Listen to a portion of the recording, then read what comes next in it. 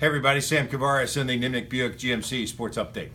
So the Players ends up being won by Siwoo Kim at 10 under. First guy to 10 under, the only guy to 10 under. Made one bogey on the weekend, none on Sunday.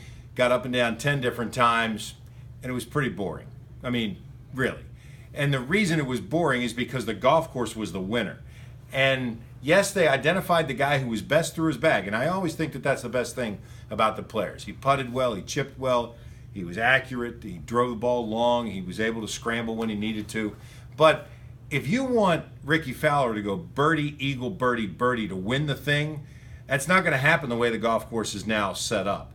They've got to figure out a better way down the stretch that somebody can make up some ground, because yes, 17's got to be intimidating, but it also has to be able to accept a good shot. 16, same thing.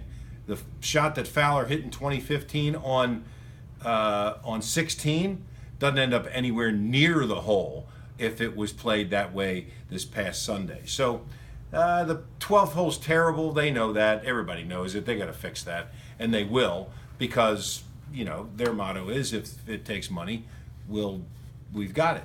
So they'll fix it. But the golf course needs a little more something to make it dramatic. Think, if you want to be that major type championship, then you've got to have some history, some lore, and you have that in the playoff with Sergio when he beat Paul Goydos, with Phil Mickelson winning, with Ricky Fowler winning in a playoff with Kevin Kisner and Sergio, with Fowler making, as I said, birdie, eagle, birdie, birdie to down the stretch. You got to have those kinds of things in your history to be considered a significant tournament, and the Players didn't have that this year. Siwoo Kim may turn out to be a phenomenal champion and a major champion for years to come, but the tournament itself needs that pizzazz at the end in order to give players a chance to really make something happen.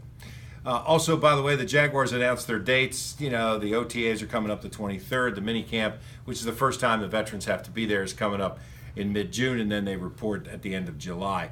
The whole thing with Branden Albert is weird because he hasn't called Doug Marrone, but remember, in '95, the Jaguars had 3 extra weeks of practice because they had a new coach, they were a new team, and they were playing in the Hall of Fame game.